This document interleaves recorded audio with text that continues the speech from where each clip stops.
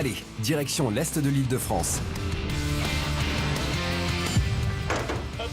François désire présenter sa nouvelle acquisition à des experts qui vont estimer le montant des réparations. À l'issue des enchères, celui qui formulera le meilleur devis remportera le deal. 2 jours plus tard, François a demandé à 4 garages de venir expertiser notre Testarossa. D'abord, il y a celui de Céline et David, un couple de restaurateurs high-tech. Après plus de 10 ans dans l'univers très secret des prototypes automobiles, ils ont passé le cap et ouvert leur propre structure. Ensuite, il y a Olivier. À 53 ans, ce motoriste de génie est passé chez les plus grands. Porsche, Aston Martin, Ferrari, son savoir-faire est connu de tous. Aucun doute, notre Italienne va lui faire tourner la tête. 3e garage embarqué dans cette aventure, celui d'Eric. Pour lui, les voitures de collection, c'est avant tout une passion familiale qui dure depuis plus de 30 ans. Enfin, dernier restaurateur de l'équipe, Pascal, alias La Rescousse. Diagnostiqueur hors pair, aucune panne ne lui résiste. Face à ce modèle atypique, il ne restera pas insensible. Alors, quelle va être la réaction de nos garagistes face à cette pépite survitaminée ? Aujourd'hui, les amis, l'instant est important. Dans le container, il y a un engin. Mamma mia. Alors là, je pense que vous allez en avoir plein les mirettes. Là, on se dit, ah, il y a un gros sujet. Enfin. Enfin, il a mis le temps quand même pour en arriver jusque-là. On a hâte de voir ce qu'il y a dans le conteneur, clairement. C'est une voiture qu'on a tous rêvé d'avoir quand on était plus jeune. Tu parles pour quelle génération? On n'a pas été tous jeunes à la même époque quand même. J'ai dit ça avec aimabilité, parce que je voulais pas insister sur ce détail, cher Eric. Bon, on va arrêter sur le sujet. Une voiture qui a été présentée à Paris en première mondiale Oh là. en 1984. Est-ce que ça vous parle? Et bah moi le mondial de 84, ça me parle pas. J'avais 12 ans. Exclusivité à Paris? Elle a été présentée au Lido. Au Lido, avec les Bluebell Girls. Elles sont là? Si c'est celle d'époque.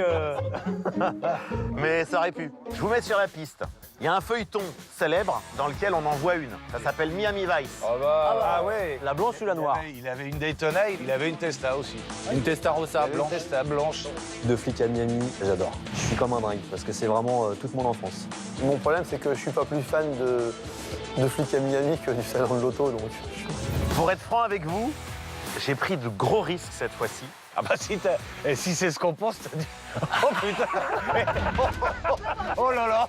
Tu penses peut-être bien, donc tu comprends que je suis un peu tendu comme ça. oui. Non, mais tu rigoles, c'est pas ça quand même. Vous me connaissez, je suis capable de tout et n'importe quoi. C'est ce que tu as fait jusqu'à présent. Voilà. Amener n'importe quoi. Merci. Je confirme. Comme on est sympa, mesdames, messieurs, ouvrez grand les yeux, voici la reine des années 80, en chair et en os.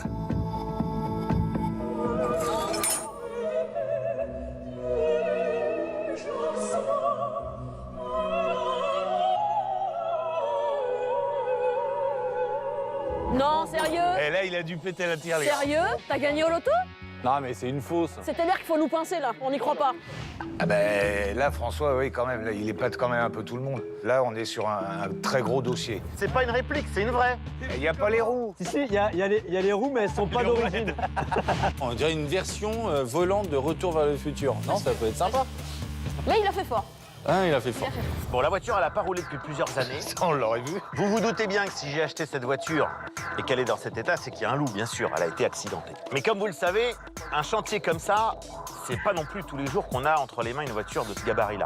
Là, il essaye de nous amadouer là. Alors, les trains avant, les trains arrière ont été touchés. C'est une sortie de route mesurée. J'adore ça, une sortie de route mesurée. Le mec s'est dit, je vais quitter la route, mais pas trop quand même, tu vois, faut pas Juste un déconner. Allez, Juste je assez me pour paye pas la 40 mètres réparer. et je m'arrête, tu vois, voilà. Hein, rien de trop. On ne sait pas vraiment quelle est l'importance du choc, on ne sait pas ce qui est tapé à l'avant, on ne sait pas jusqu'où ça va. Et là, on se dit, effectivement, il y a du chagrin, il y a du chagrin. Donc, il y a l'aile arrière à réparer, le bas de caisse, pare-choc avant. Comme elle n'a pas roulé depuis 6-7 ans, parce qu'elle a eu cet accident il y a 6-7 ans, je pense que de toute manière, lui faire une révision moteur avec une distrib, c'est ce qu'il faut faire. En clair, tu veux rouler avec. C'est pas uniquement pour faire une table basse chez moi, non. A priori, non.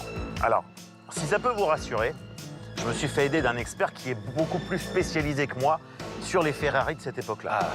Pour une fois, on va avoir un bon avis. D'accord, toi tu sors. Sur des gros dossiers comme ça, évidemment, c'est pas idiot, c'est même très intelligent qu'il ait appelé quelqu'un, un expert, quelqu'un qui connaisse très bien la voiture, déjà pour tracer l'origine de la voiture, pour le choc, ce qu'elle a exactement, la voiture. Bon, puis vous vous doutez, une Ferrari Testarossa rouge, il faut que ça claque. Donc évidemment, une fois que le chantier est terminé, il y aura de l'huile de coude pour qu'elle soit magnifique. Donc, est-ce que vous êtes d'abord intéressé? Bah écoute, moi je préfère les Fiat 500, ça me fatigue un peu. Là, tu nous avais habitués à autre chose, du coup, là, on n'est pas sûr, là. Ouais, vous êtes trop surpris, là, je comprends, là, j'ai tapé trop Oh, fort. mais on là. va rester. Ok. C'est le moment pour nos restaurateurs de venir chacun leur tour ausculter notre belle italienne. Alors, Eric, honneur aux anciens. On avait dit qu'on arrêtait les coups bas. Dis-moi, tu veux rouler quand? La semaine prochaine. Merci. Écoute, je pense qu'il faut prendre le temps de faire les choses bien. Donc là, on parle pas en semaine, on parle en mois. D'accord. C'est une voiture qui a eu un choc. Là, ça a touché les trains roulants, ça a arraché les trains roulants. Donc il y a une notion de véhicule accidenté qui risque derrière de descendre la cote de la voiture. J'espère que ma chérie, tu seras pas vexée, mais franchement, elle a un cul. Mais Oui, c'est quelque chose, quoi. Elle a un très beau cul. Parler comme ça d'une autre devant sa propre femme en plus, la grande classe, David. Hein, tu m'en veux pas ma Bon, puce, au lieu de franchement. regarder les culs, toi, t'es grand, regarde, là. Bah, on sent un gros boulot carrosserie. Ça, c'est plutôt très intéressant, forcément, c'est excitant pour nous. Monsieur Olivier, Ah, la vie d'un pro. The Chef. Et je les vendais neuves, moi, ces voitures, les mecs. Il y a un truc que je veux tu regarder. veux que je te la tienne? Oh là. Les gars, on va vous laisser. Nous y sommes. Fin de l'auscultation. Nos experts vont devoir se prononcer. Alors, vont-ils se laisser séduire par les lignes ravageuses de notre italienne? Pour une fois, on va peut-être lui faire casser sa tirelire, quand même, parce que là, c'est un vrai jouet. Non, non, les messes basses sont interdites. Non, non, non, non. Ouais, c'est permis. 2 minutes. Ça y est, ils nous font carrément un spin-off du cercle des garagistes disparus. On se met d'accord sur un prix, on bouge pas. Voilà, ça, c'est une bonne idée. Voilà, on reste là-dessus. Méfiez-vous parce que ma patience a des limites. C'est Olivier, notre spécialiste Ferrari, qui ouvre le bal. Alors, on commence les enchères. 55, allez, 55. Ouais. Allez, franchement, c'est... c'est... 55. 55 000 € de restauration, une bagatelle. Bagatella, en italien. C'est exactement le prix que j'avais évalué moi aussi au départ. 55, je peux pas. C'est trop cher. Eric, tu proposes combien? 50 000, moi. 50. Ouais. Bon. C'est quand même trop cher pour moi. Pascal, Bah écoute, on est à 50 là, moi je vais te dire 49 parce que j'ai envie, mais il y a de grosses prises de risque. David et Céline. C'est monsieur qui va prendre les décisions. Ah. Ouais. Ah, c'est lui qui porte la culotte, alors. Cette semaine, C'est c'est toi. Céline qui passe l'aspirateur et toi qui répares les bagnoles. Allez, David, un prix. 48 000, quoi, voilà. mais- 48. Les 4 garages sont de la partie. Le bras de fer s'annonce musclé. Qui va remporter le marché? Eric, je suis sûr que tu peux faire un petit effort. Non, non, c'est bon, 48, ça suffit, arrête. 47. 47. Mais vraiment pour te faire plaisir. 47. 47 Et- est une année importante chez Ferrari. 47, c'est aussi important pour mon banquier, vois-tu. D'accord. Bon. 47, Olivier, tu peux pas laisser passer une Ferrari Testarossa. Toi, c'est pas possible. Ben, je sais. Toi, ça n'est pas possible. Et moi, j'ai 46 500. 46 500. Ah! On se bat, c'est forcément une Ferrari, on a envie de la faire, c'est quand même pas un petit chantier. Et puis on se dit qu'on la piquerait bien à nos deux petits vieux quand même, hein, ça leur ferait un peu les pieds. Olivier, 45. Oh non 45, 45. 45. c'est bien 45, c'est un bon prix déjà. Mais si vous voulez faire mieux, je suis ouvert, mes chakras sont ouverts. Non, non, Ouais. mais non. Faut arrêter de jouer les marchands de tapis à coût de 500 €. 45 000. J'imagine que là c'est vraiment trop risqué de descendre plus basse. Allez, Olivier, mes félicitations. C'est sûr? Ah bah ouais, j'en ai marre. Descendre en dessous de 45, ça m'aurait embêté quand même, franchement.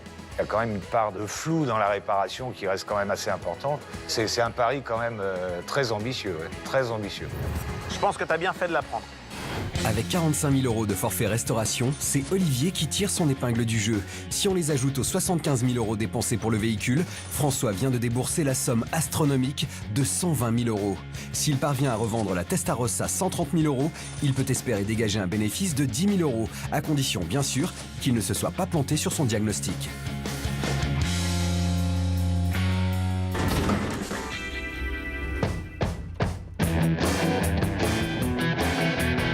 Quelques jours plus tard, au garage d'Olivier, c'est une journée importante qui commence pour notre équipe. Alors, Messieurs, Tiens, salut François. ça va? Ouais, ça va. Alors, verdict. Bah là, c'est le moment crucial. On va savoir si tes 75 000 euros d'investissement vont partir à la poubelle. Parce que ou mes si- 75 000 euros d'investissement, je les ai un peu là. Si François a la pression, c'est parce qu'il redoute que l'accident ait causé des dégâts irrémédiables sur le châssis. Si c'est le cas, le budget de restauration peut vite exploser. Mais pour le savoir, il faut le mesurer ce châssis pour vérifier les cotes. Donc pour mesurer le châssis, on a un ordinateur qui est là, dans lequel il y a toutes les données du constructeur, Ouais, ok, qui sont reliés avec des câbles à une poutre, ouais. qui eux-mêmes sont reliés à des capteurs Et qu'on qui positionne Voilà. à des endroits bien précis. Pour faire simple, ce gros ordinateur old school permet à Olivier de mesurer et de modéliser le châssis. Si les cotes affichées par la machine sont les mêmes que celles du constructeur, c'est que l'ossature de notre Testarossa n'a subi aucun choc. L'avantage de cet appareil-là, si tu veux, c'est que c'est un appareil à ultrasons. Ouais. On mesure le châssis, vraiment, en 3 dimensions. On la mesure en hauteur, Ouais. on mesure en largeur et on mesure en longueur. Ouais. Et les millimètres qu'on va trouver d'écart, ça va être des milliers d'euros en plus. Ouais. Ça fait cher le millimètre. Ouais, ça fait cher. Et oui, redresser un châssis, c'est un énorme boulot de main-d'œuvre. Et les forces vives en automobile, ça coûte un bras, quelques 100 € de l'heure. C'est pour ça qu'il a des gros bras, tu vois. C'est donc une étape capitale qui se joue maintenant. François est tendu. Si le châssis est déformé, c'est une grosse opération. Ça veut dire que la voiture ne peut pas rouler droit, c'est quand même la structure de la voiture.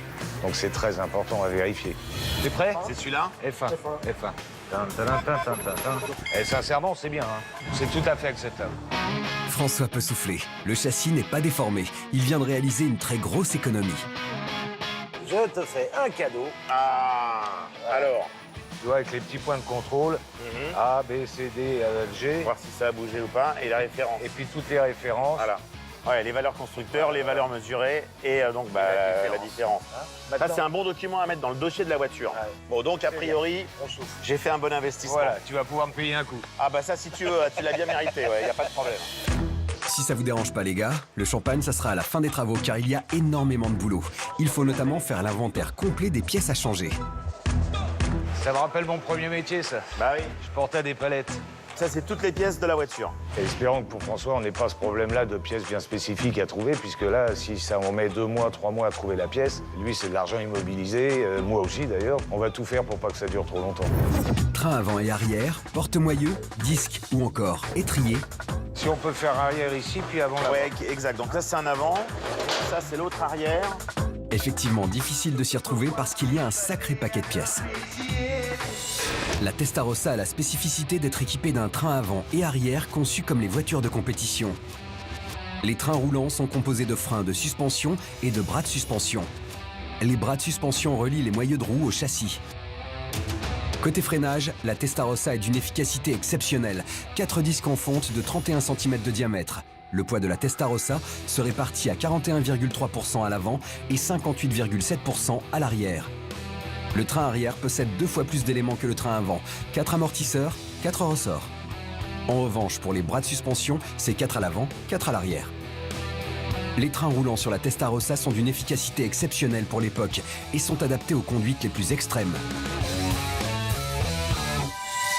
Nos 2 spécialistes vont devoir identifier chacune des pièces, les répertorier et pointer du doigt celles qui sont à changer. Un boulot de connaisseur qui n'est pas vraiment à la portée de tout le monde. Ça, c'est les arrières déjà, t'as faux là. Ah oui, t'as raison, c'est disque arrière, ça. C'est un travail fastidieux qui attend François et Olivier. Ils vont passer 2 heures à tout répertorier. Au final, la liste des pièces à changer fait froid dans le dos. Un porte-moyeu, un roulement, un étrier, 2 bras de suspension, mais aussi 6 amortisseurs. Alors sur la carrosserie, on sait qu'il manque la jupe arrière. Donc la jupe arrière, ça on le sait. Ça, on le sait. Les pare-bouts, toutes ces choses-là, tu les as ou Ils pas? sont là-bas. Ils sont pas cassés? Non, non, non, non, a priori c'est bon. J'aime bien l'a priori, moi. Bon, écoute, on a toute la liste, ça fait déjà un Y paquet a de tout. pièces, hein, mine de rien. Et côté carrosserie, il manque quoi? Dès qu'on rentre chez Ferrari, dès qu'on rentre chez Lamborghini, dès qu'on rentre sur des marques très spécifiques avec des petites productions, c'est sûr que ça coûte cher. Tu peux estimer à peu près à quoi? Je vais dire qu'il y a pour moi une base d'un minimum de 12-15 000 euros de pièces là pour l'instant. Ouais, quand même. Ouais, ça va vite. Oui, a priori, la facture risque d'être salée. Mais François peut se rassurer, pas besoin de vider son PEL. Les 15 000 € sont inclus dans le forfait de restauration d'Olivier. Tu sais ce que c'est, ça? Écoute, a priori, si je suis pas trop stupide, c'est une Testarossa au 1/18e. Voilà, que tu connais bien. Donc on fait reconstitution Ah. d'accident. Ah, Regarde. c'est bien, et chez toi, c'est pro. Hein. Et oui, lorsqu'on a identifié chacune des pièces endommagées, on est en mesure de déterminer les circonstances de l'accident. C'est d'ailleurs l'une des méthodes utilisées par les compagnies d'assurance. J'arrive à reconstituer l'accident en analysant les pièces cassées sur la voiture, parce que on comprend ce qui s'est passé en faisant un petit schéma. Et c'est très important pour déterminer après les réparations et savoir où il faut aller chercher dans la réparation. Route, Oui. imaginez. rond-point, D'accord, trottoir. d'accord. Alors, inspecteur Olivier, l'accident de notre Testarossa, il s'est déroulé comment? Donc il arrive. Il arrive trop vite, évidemment. Là, il arrive trop Bah, vite. bien sûr. Donc là, il essaye de braquer les roues. Voilà. Il freine en même temps. C'est le réflexe habituel. La voiture glisse. Bien sûr. Et là, paf, il casse le bras de suspension. Là, il monte sur le terre-plein. Il casse le L'arrière- moyeu arrière gauche. L'arrière gauche. Parce qu'avec les 600 ou 700 kilos du moteur, Forcément. il y a un truc qui casse. Merci. Et là, il est renvoyé en face, Dans le trottoir. dans le trottoir, Et il et il tape s'arrête l'avant droit. L'avant-droit. Conclusion, la seule des 4 qui n'est pas touchée, C'est l'arrière. c'est l'arrière droit. Et voilà, encore une affaire résolue par notre équipe de choc. À quelques mètres de là, dans l'atelier, notre Testarossa, la vraie, est sur le pont. Telvino s'occupe de démonter le 12 cylindres qui doit être révisé. Mais 392 chevaux à démonter, ça ne se fait pas comme ça. Chaque écrou, chaque durite et chaque boulon doit être enlevé un à un. Une fois l'opération réalisée, la carrosserie peut monter toute seule comme une grande Abracadabra. Attention, on y va. et laisser à terre ce gros moteur. Ah oui, carrément. Ah bah le moteur, il reste par terre. Comme ça, on c'est accède canon. au moteur. C'est canon. T'as vu, il faut tout démonter. Enlever tous les boulons, tous les cadres, toutes les durites, tout. Regarde ça un peu. Oh la vache. T'en avais déjà vu démonter comme ça? J'avoue que j'en ai jamais vu un d'aussi près, un moteur de Testarossa. Le 12 cylindres Ferrari comme ça à plat.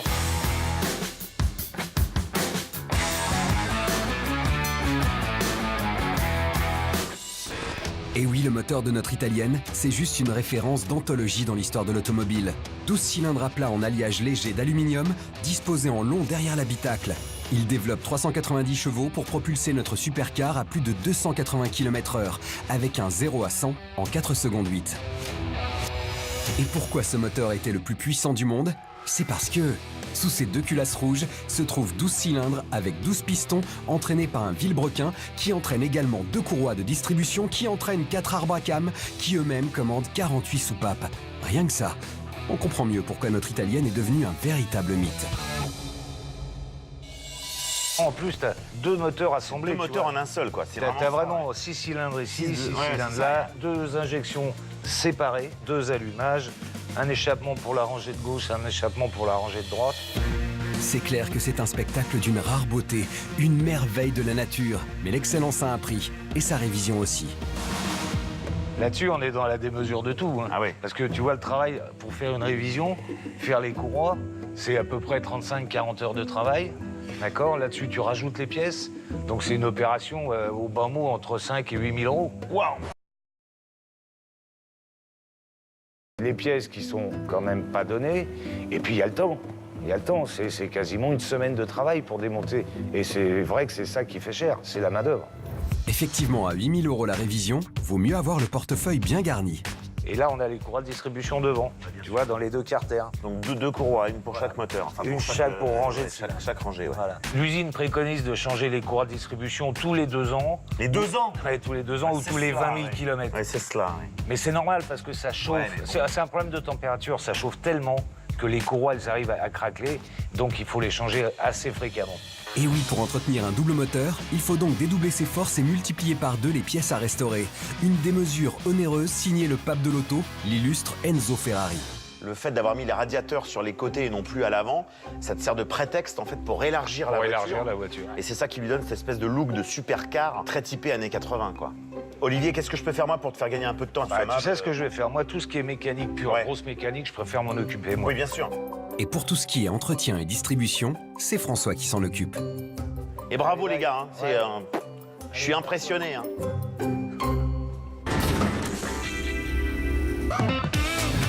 Le lendemain matin, 9 h, François a rendez-vous avec Yves, le spécialiste de la pièce italienne. Bonjour, Bonjour, vous êtes Yves? je suis Yves. Enchanté, François. Depuis 33 ans, Yves travaille main dans la main avec de nombreux constructeurs transalpins comme Maserati, Lamborghini et Ferrari. C'est sûr, il possède tout ce dont François a besoin pour mener à terme son chantier. Du coup, t'as eu le temps de me préparer les pièces? Ouais, absolument. Je suis là. Ok, génial. Alors ça, donc là, t'as tes 2 courroies distri, ton filtre à huile, tes 2 galettes distri, D'accord. et 10 et 2, 12 bougies. Ah oui, 12, oui, par bougies, définition, ouais. il y en a 12. C'est mieux, si t'en changes 11, ça va tourner carré. Ça va être moins bien. 11 bougies pour notre double moteur 6 cylindres, ça risque de ne pas le faire, Yves. Alors, justement, je vais te poser une question. Ouais. Est-ce que chez Ferrari, il y a des risques parfois de tomber sur des pièces de contrefaçon? Non, pas du tout. Chez Ferrari, ça n'existe pas. Impossible. Et pourquoi ça n'existe pas Parce chez que, Ferrari? d'une part, c'est ultra protégé par Ferrari. Et surtout, il faut bien aussi être conscient qu'une Ferrari, c'est un ensemble de sous-traitance. Donc, c'est les sous-traitants homologués par Ferrari, qui eux sont aussi vachement regardants au fait que, attention, ils ont le design d'un produit, c'est eux qui le fournissent, point barre. D'accord, oui, donc on est tranquille de ce côté. Là, t'as risque zéro aussi. Ouais. Là, c'est sûr. C'est cool. Et donc, Yves, j'avais aussi une autre question à te poser. Comment ça se passe pour les pièces de carrosserie de Ferrari? Parce que c'est quand même très Bah, spécifique. avant, c'était fait à la main. Du coup, les pièces à cette époque-là n'étaient pas standards, je suppose? Ah non. Si tu prends la portière, non seulement une portière d'une autre auto du même modèle va pas monter sur celle-ci. Il y a des écarts, bah oui. Ouais, parce qu'elles sont toutes artisanales, faites une par une. Mais en plus, ta portière droite va pas être le copier-coller inverse de ta portière gauche. D'accord. Ah oui, il peut y avoir des écarts de Ah ouais, plusieurs millimètres. Voilà, tout était comme ça fait artisanalement. Donc chaque voiture est unique. Donc, n'essayez pas de piquer la portière de votre voisin, elle ne se montera sûrement pas sur votre petit joujou. Et oui, on n'est pas sur une Renault Twingo. C'est un peu comme si je prenais une molaire dans ma bouche pour la mettre dans la tienne. Ce sera toujours une molaire, mais ça va pas monter, tu vois. Bon exemple. Le seul problème, c'est que parfois la disponibilité sur certaines pièces est quasi nulle. C'est sûr, quand on restaure une Ferrari, il faut apprendre à être patient. Est-ce qu'il y a des pièces, par exemple, type bougie, courroie, etc., qui sont communes entre certains modèles de Maserati, Lamborghini, Ferrari? Mécaniquement, il n'y a aucune perméabilité entre Ferrari, Lamborghini et Maserati dans les années 50, 60, 70, 80. D'accord. Maintenant, tu as une perméabilité Maserati, Pour Ferrari, certains trucs, ouais. parce que c'est la même maison. Oui. Voilà. Et tu as une perméabilité, en revanche, en termes de carrosserie, Ouais. à la mesure où, quand une auto était faite par Berton avait ses sous-traitants, donc qu'il Ouais. fasse une auto pour Lamborghini ou qu'il fasse une auto pour Ferrari, il reprend des composants communs. C'est pour ça que tu as beaucoup de ressemblances entre une Lamborghini Huraco et une 308 GT4 Ferrari. Par exemple, ouais. Bon, bah écoute, merci beaucoup. Pour la facture, tu me l'envoies par Elle est déjà Internet? partie. Génial. Elle est déjà ok. partie. Bon, bah écoute, je suis d'abord très content qu'on ait fait connaissance. Bah ouais, c'est sympa. Bah, écoute, et franchement, on va en faire bon usage. ouais, j'espère. Avec tout ce qu'il a dans ce carton, François s'en sort pour 1 500 € qui seront pris en charge par Olivier.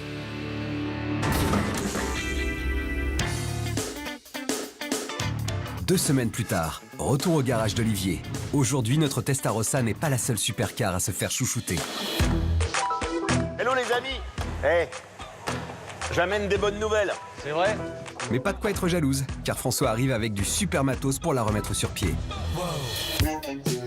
Alors, les bougies, Les bougies, voilà. Le filtre à huile, Ferrari. Ferrari, très important, les pièces Ferrari d'origine. Déjà, rien que la boîte, moi, ça déchire, je Il trouve. faut la garder, celle-là. Et la courroie. Pour François, c'est carton plein. Et du côté d'Olivier, ça donne quoi au niveau des recherches? Toi, de ton côté, t'as trouvé les pièces ou pas? Moi, j'ai rien trouvé. Rien? Non, t'as une autre question? Ben, on va faire comment? Tu sais, c'est pas facile à trouver. Hein. Non, non, mais j'entends bien, mais Pas dossier simple, c'est en commande. Bah, les pièces sur Ferrari, ça existe très peu en neuf. Très peu en neuf. Quand c'est vraiment de la pièce spécifique, c'est vraiment compliqué. Donc c'est une vraie chasse au trésor, oui, c'est sûr. J'ai 2-3 pièces, j'en ai aux États-Unis, en Angleterre, j'ai des bonnes pistes, mais c'est pas des pièces très faciles à trouver quand même. Hein. Les demi-trains, les biellettes, les rotules, les suspensions. Bref, on n'est pas rendu. Sur ces voitures anciennes, c'est vraiment le plus compliqué à voir. ouais, je sais bien. C'est vraiment le plus compliqué. Je pense que d'ici 8-10 jours, j'ai vraiment une réponse. Mais t'inquiète pas, ça va pas durer 6 mois. Bon. Rassure-toi.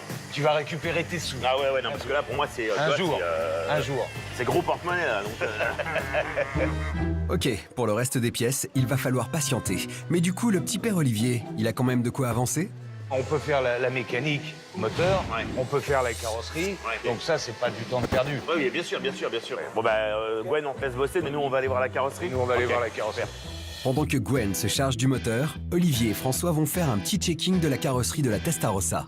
On va démonter le pare-choc à l'avant parce que tu vois, il est escaté ici. Ouais. On avait vu que la jupe était cassée. C'est cassé. Voilà, on va réparer au polyester. Ouais, c'est ça, c'est de la fibre. Ça, C'est de la fibre.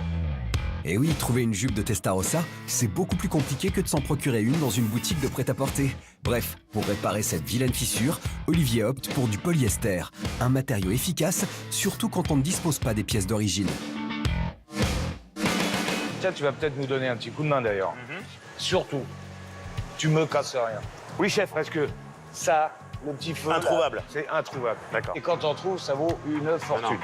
En plus, c'est ton argent. Alors, Je suis un peu au courant. faire attention. Ça marche, je vais me chercher un bleu. Tu vas te chercher un bleu. Mettre ton bleu. Qu'Olivier se rassure, avec les 75 000 € qu'il vient de dépenser, le petit François, il va y aller tout en douceur. Ah, quand même. Ah bah, faut ce qu'il faut. Ah ouais, non, mais attends, c'est Regarde. pas une combinaison en latex que tu mets. Non, c'est clair. On démonte. Eh ben, on y va. Hein, maintenant que t'es bien habillé, Ouais, je t'es suis toute tout beau, belle. là. Ouais, t'es toute belle. C'est vrai que ce bleu de travail lui va hyper bien au teint, mais ici, on n'est pas sur un podium en pleine Fashion Week, donc faut pas traîner. La mission de François est simple, démonter le pare-choc avant pour pouvoir avoir accès à la jupe mal en point. Et voilà, ça y est, le pare-boue, il est sorti. Un des avantages de bosser sur la carrosserie d'une Ferrari, c'est qu'elle est fixée à l'aide d'écrous. Comme la Testarossa a été stockée dans des conditions optimales, ils viennent sans la moindre difficulté. À ce régime-là, on va pas y arriver. Charlie, fais un coup de main à tout démonter. Et comme on dit François, le temps, c'est de l'argent. À la base, c'est pas mon métier, mais j'aime bien. Pas de panique François, à deux ça va 2 fois plus vite. Bah voilà. Ouais, ça se démonte vraiment facilement, hein, c'est bien. Hein. C'est le principe des voitures de course, quand même. Oui, hein. c'est vrai. Ça quatre écrous, Voilà. hop. Le pare-choc avant, c'est ok. On s'attaque maintenant à la jupe de notre italienne. Bon, bah merci Charlie, je vais aller voir Gwen où est-ce qu'il en est sur les courroies de distrib. Ah, les courroies de distribution sur une Ferrari, ça c'est un très gros dossier. Un de ceux qui en ferait pâlir plus d'un. En gros, les courroies de distribution, c'est un peu comme la chaîne d'un vélo. C'est elle qui permet de faire tourner le moteur. Et celui de notre Testa, c'est juste un monstre. C'est donc de 2 courroies dont il a besoin pour fonctionner. Bon alors, vous en êtes tous les amis? Ah bah là, on est dans le moment important. Là, on va passer sur la repose des courroies. Gwen n'a pas chômé, car pour remplacer les courroies, il a dû enlever l'alternateur et l'écarter pour pouvoir y accéder. Ça, c'est les vieilles C'est les courroies. vieilles, ouais. Visuellement, qui sont pas tellement esquintées, cela dit. Hein, mais bon, on voit bien qu'il y a la trace dessus.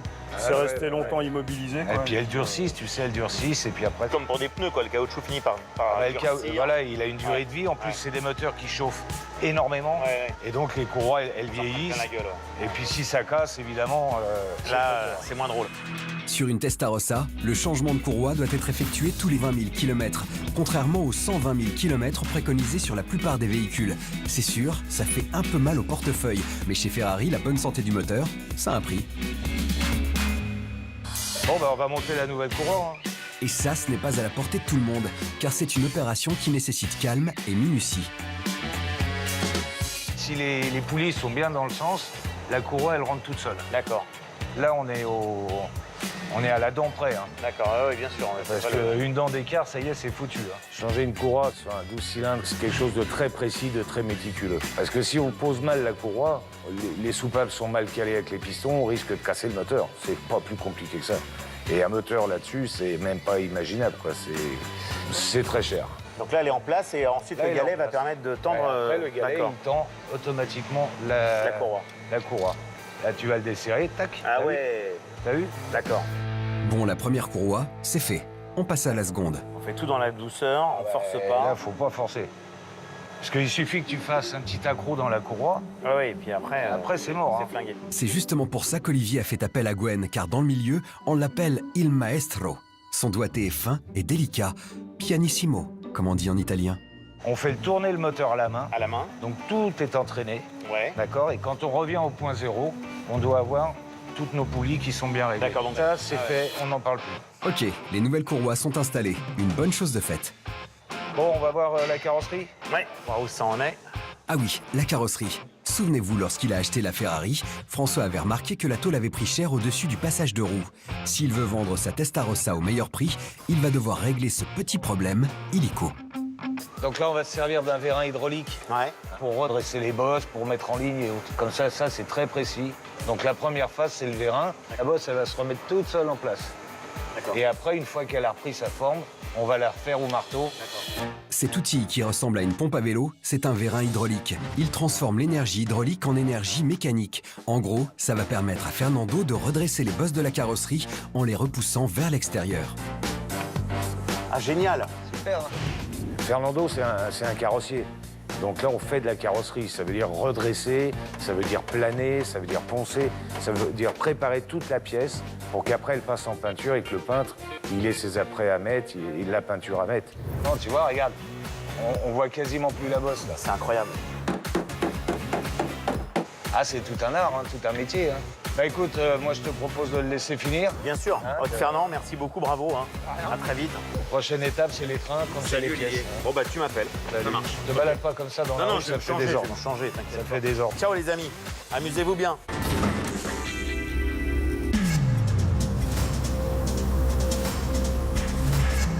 Et pendant qu'Olivier et son équipe sont en train de trimer, François a décidé de faire mumu sur circuit avec une Ferrari qu'on lui a gentiment prêtée. Aujourd'hui, j'ai rendez-vous avec un sportif qui préfère s'envoler vers les buts que de rester sur l'asphalte. Agressif sur le terrain, comme la Ferrari Testarossa. Si je vous dis Daniel Narcisse, ça vous parle? Daniel Narcisse, champion du monde de handball, capitaine du Paris Saint-Germain handball, pilier de l'équipe de France. Son surnom, Air France. Il n'est pas du genre à enfiler des perles. Double champion olympique, quadruple champion du monde, triple champion d'Europe, rien que ça. Et quand il décide de mettre sa tenue de sport au vestiaire, c'est au volant de grosses cylindrées qu'il aime se faire kiffer. Monsieur Daniel, ça va? Ça va et toi? Tu vas bien? Très bien, très bien. Bon, je t'ai amené une voiture qui doit forcément te parler pour pas mal de raisons. D'abord parce que c'est une voiture de ton enfance, entre guillemets, les années 80. Et cette voiture-là, inutile de te préciser que la Ferrari Testarossa, parmi les Ferrari, c'est vraiment un modèle mythique.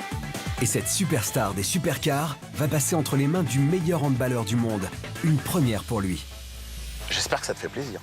Écoute, ça me fait super plaisir. Surtout, je crois que quand on était gamin, Ferrari, ça nous parlait évidemment. On avait les posters affichés dans nos chambres. Il y a aussi le monde du cinéma qui adore aussi cette voiture. Donc, il y a des films comme 60 secondes chrono, comme Les deux flics à Miami, où tu peux apercevoir ces voitures mythiques. Mais moi, plus particulièrement dans le monde du sport, où j'étais fan de Michael Jordan.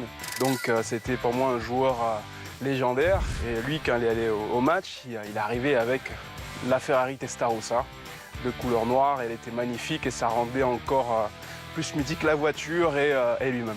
Et si cette beauté fatale réussit à faire tomber les plus grands sportifs, c'est qu'elle en possède des atouts, la coquine. C'est clair qu'elle me parle parce qu'elle a ce côté très agressif. Et évidemment, sur un terrain, je dois être aussi agressif par moment. Donc, Quand on est le capitaine, il faut mener l'équipe. Hein. Bon, c'est bien sympa de taper la discute avec François, mais il faut l'essayer maintenant, cette monospecchio. Bon, j'espère que tu vas pouvoir rentrer dedans parce que t'es quand même grand. On va voir ça. Franchement, quand t'as des grandes jambes comme moi, c'est pas l'idéal. Notre ami Michael Jordan, je sais pas comment il faisait. C'est sûr qu'avec 1,98 m pour Michael Jordan et 1,88 m pour Daniel Narcisse, entrer dans une Testarossa, ça devient tout de suite un peu plus compliqué. Bon, qu'est-ce que t'en penses? Elle est incroyable. Et puis on voit qu'on est dans les années 80. On regarde un petit peu les boutons. T'as vu? Le volant, le compteur. Aujourd'hui, un compteur comme ça, aujourd'hui, ça n'existe plus. Donc, Elle a plus de 30 ans déjà. Donc évidemment, tu te retrouves avec un truc, c'est déjà du vintage, quoi, complètement vintage. Et puis tout est manuel. On a l'habitude que tout soit automatique. Et là, c'est vrai qu'il faut utiliser ses mains. T'as le fait qu'il n'y ait qu'un seul rétroviseur aussi, ça c'est assez spécial. C'était les premières. Les premières n'avaient qu'un seul rétroviseur et tu pouvais acheter en option le deuxième. Et le deuxième rétroviseur, si je me dis pas de bêtises, je crois qu'à l'époque, on parlait en francs, ça valait 70 000 francs le rétroviseur. T'imagines? Ce qui ferait aujourd'hui la coquette somme de 19 000 €. Ouais, mais c'est Ferrari. Bah ouais. Et c'est comme ça que ça se passe. Il serait peut-être temps maintenant de la démarrer, cette Ferrari.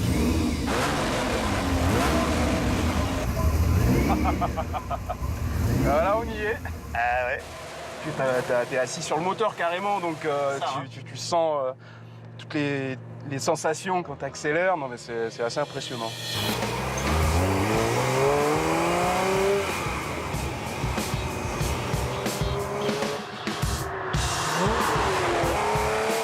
Elle est assez confortable finalement.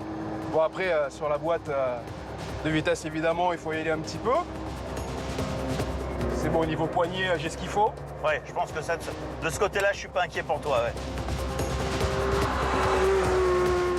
C'est vrai, la boîte de vitesse nécessite une bonne poigne, mais ses débattements courts et ses dérouillages précis sont parfaits pour une conduite sportive. Parce que t'as l'impression qu'en appuyant très légèrement, Ouais, il faut quand même beaucoup de maîtrise. La maîtrise, c'est un peu tout l'enjeu de notre grosse Testarossa. En première, la voiture atteint déjà les 90 km/h, vitesse limitée sur les routes nationales. Dès que tu commences à passer la seconde, et ben, c'est là où tu ressens vraiment toutes les sensations de la Testarossa. La seconde propulse notre monstre de la route à 130 km/h. Garder ses points sur son permis de conduire relève de l'exploit. Et si on passe en troisième, on dépasse les 180 km/h. Alors là, c'est carrément retrait de permis. Effectivement, vaut mieux la conduire sur circuit. Je suis quand même assez surpris par l'agressivité qu'elle a quand on tient cette voiture au volant, mais elle est aussi finalement assez confortable. Le comportement routier de la Ferrari Testarossa représente l'accord parfait, car c'est une ligne GT aussi agréable et facile à mener que performante. Et je me pose toujours des questions, je me dis les ingénieurs de chez Ferrari quand même, ce qu'ils ont réussi à faire pour l'époque, c'est quand même incroyable, quoi. Bon, par contre, c'est sympa les tours de piste, et je crois que je vais faire un petit tour dehors là. Ah ok. Ouais, on va aller dans le vrai monde. Ah ouais, tu veux prendre la poudre d'escampette. Ah d'accord, ok. Bon, comment dire, Daniel Narcisse, on le sait, est d'un tempérament plutôt joueur. Il a envie de se frotter à l'asphalte de la ville. Advienne que pourra.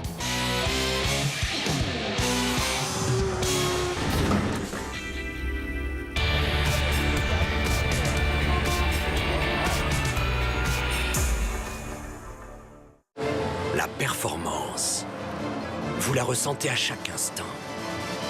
Quelle que soit la route, quelles que soient les conditions. Découvrez notre premier SUV dédié à la performance. Jaguar F-Pace, à partir de 390 € par mois, entretien inclus. Avec l'application Western Union, c'est facile d'envoyer de l'argent d'ici, de là-bas ou de n'importe où. Et encore mieux, vos frais de transfert à partir de 2,90 €. Téléchargez